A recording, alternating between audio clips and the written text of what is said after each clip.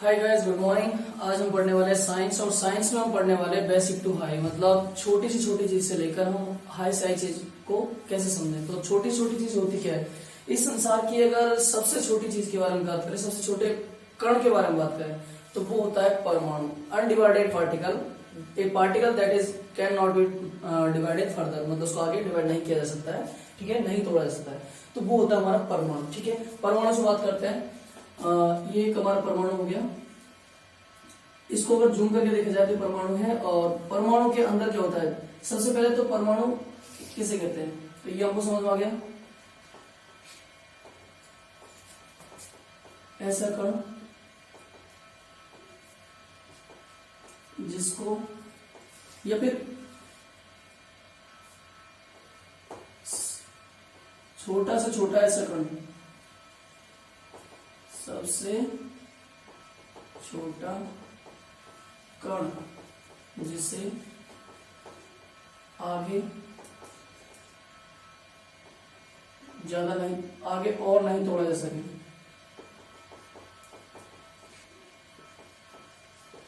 तोड़ा जा सके,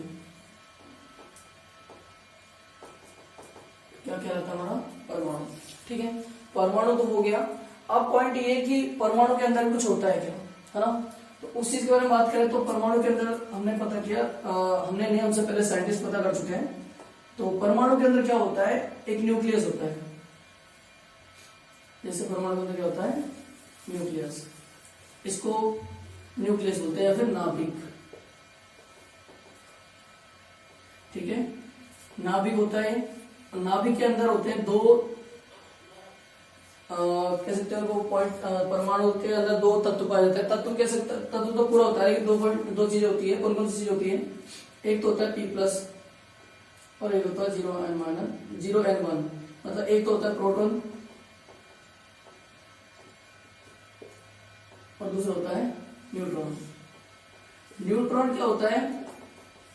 उदासीन रहता है, हमेशा एक्टिव नहीं रहता है, न्यूट्रल रहता है। बट एक्टिव कौन रहता है? प्रोटॉन। और दूसरी चीज इसके बाद क्या होती है? ये जो पूरी नाभिक है, न्यूक्लियस है, इसको न्यूक्लियस कहते हैं इंग्लिश में। इसके चारों तरफ परिक्रमा करता है एक तत्व, एक अलग से कण कह सकते हो उसे, और उस चीज को क्या बोलते हैं जो परिक्रमा करता है चारों तरफ? उसको कहते हैं इलेक्ट्रॉन, ठीक है।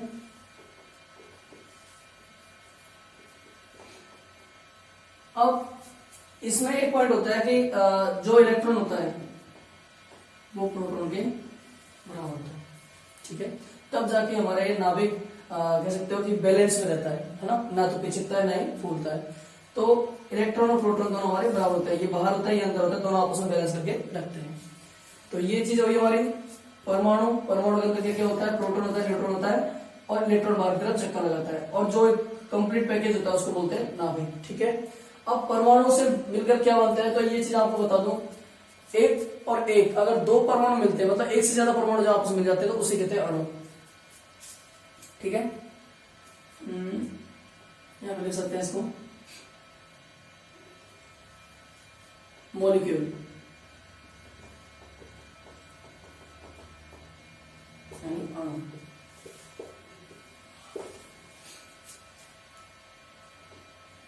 एक से ज्यादा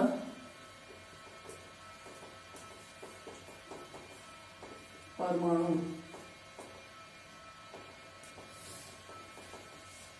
मिलकर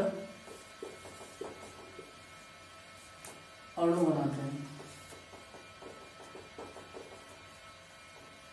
ठीक है।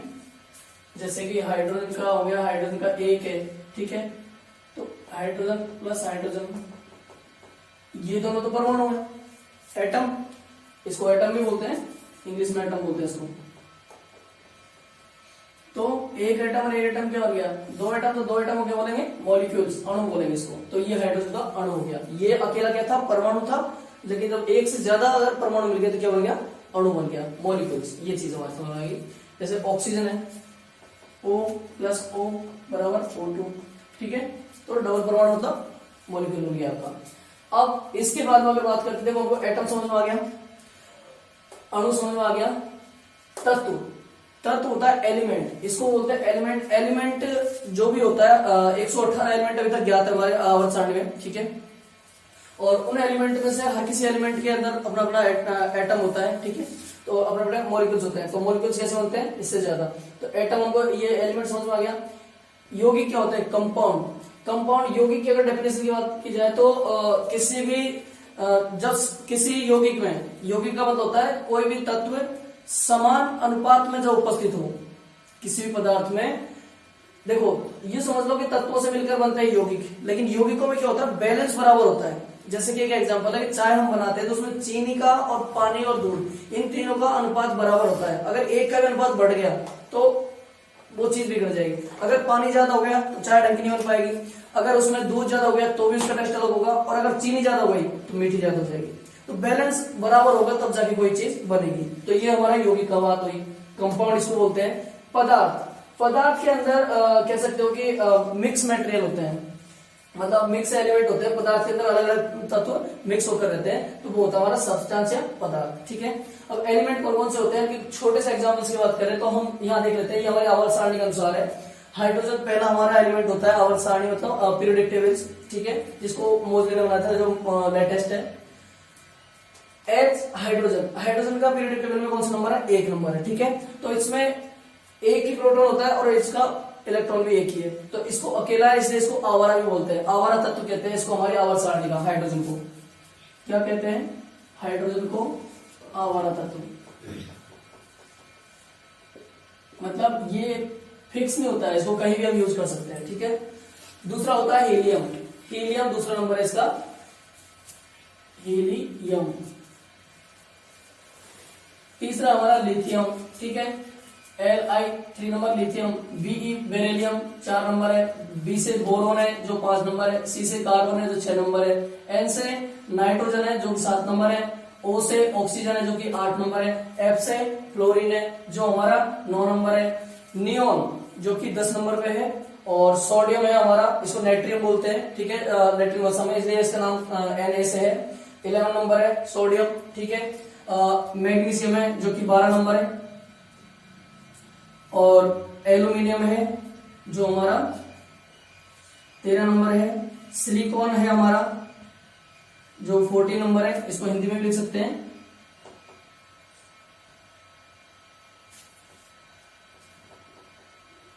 Silicon, okay. पी से फास्फोरस हमारा जो 15 नंबर है। एस से फिर सल्फर आ गया जो कि 16 नंबर है, ठीक है। और क्लोरीन हो गया हमारा 7 नंबर, जो भी ऑल्सो गैस, ये गैस ही है। And organ also a gas, organ में गैस है, ठीक है, जिसका पीरियोडिक टेबल में नंबर कितना है, 18 नंबर है। और पोटेशियम है हमारा, ये भी एक तत्व होता है, ठीक है, इसका नंबर है 19 नंबर है पोटेशियम का आवर्त सारणी में। फिर आता हमारा कैल्शियम, कैल्शियम जो कि 20वां नंबर है। इनमें से कुछ चीजें आपको बता देते हैं, जैसे कि ऑक्सीजन होती है, ये ऑक्सीजन गैस होती है और ये हमारी प्राण वायु भी इसको हम कहते हैं, ठीक है। फ्लोरीन है, फ्लोरीन एक तत्व है। नियोन, नियोन एक गैस है, ठीक है, गैस है, बट ये कौन सी गैस है, कहाँ काम आती है, तो मैं बता दूं आपको। नियोन अक्रिय गैसों में काम आती है। अक्रिय मतलब निष्क्रिय गैस होती है, इनका यूज नील होता है, कम होता है, लेकिन होता जरूर है। मैग्नीशियम है, ये भी एक तत्व है। एल्यूमिनियम है, ये आप जानते हैं धातु भी आती है, ठीक है।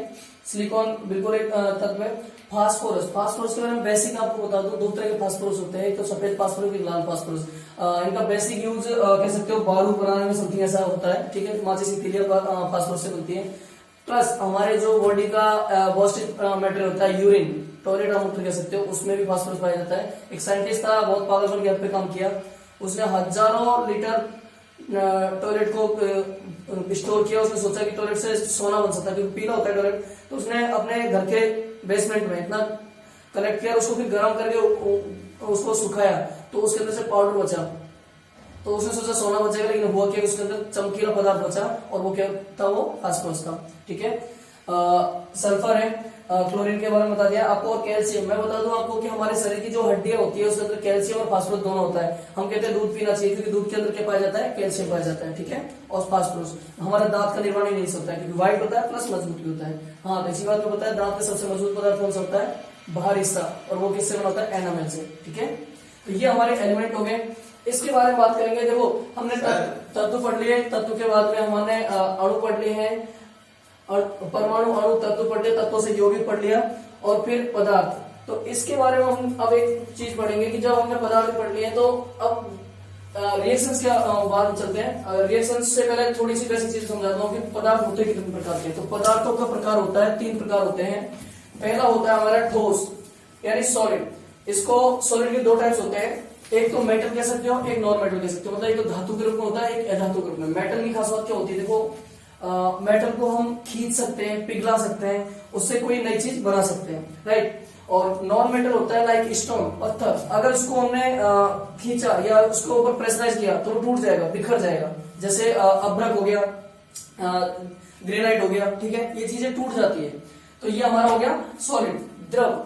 Any of things that have liquid, कोई भी जो पतली चीज है, ठीक है, जो द्रव है, उसको द्रव के अंदर लिया जाएगा। चाहे पेट्रोलियम पदार्थ ले लो वगैरह, दूध हो गया, कई सारी चीजें। तो द्रव एक अवस्था का नाम है, ठीक है, पदार्थ की अवस्था का नाम। ठोस एक अवस्था का नाम है। तो पदार्थ में कहते हो, पदार्थ की अवस्था कह सकते हो प्रकार के साथ में, पदार्थ की अवस्थाओं के प्रकार, पदार्थ की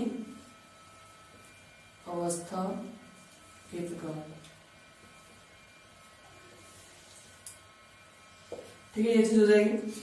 ठोस समझ में आ गया, द्रव हमको समझ में आ गया। अब आती है गैस। इनमें एक खास बात और बता दूं मैं आपको, आखिर क्या रीजन होता है कि ठोस इतना मजबूत होता है, ठीक है, लिक्विड उससे कम होता है। हवा, ठोस को हम पकड़ सकते हैं, लिक्विड को थोड़ा पकड़ सकते हैं, लेकिन हवा को नहीं पकड़ सकते। इसका रीजन क्या है? तो मैं बता दूं, जो एटम से हम बात करते हैं, ठोस के अंदर जो एटम होते हैं वो जुड़े होते हैं, एक दूसरे से बड़ी मजबूती से जुड़े होते हैं, ठीक है, इसलिए वो मजबूत होता है, ठीक है। और जो द्रव होता है, इसके अंदर जो एटम होते हैं आपस में इसके बजाय थोड़े ढीले तरीके से जुड़े होते हैं, इसलिए पानी पकड़ में तो आता है लेकिन वो हिस्सों में बंट जाता है, एक एक बूंद में बिखर जाता है, राइट।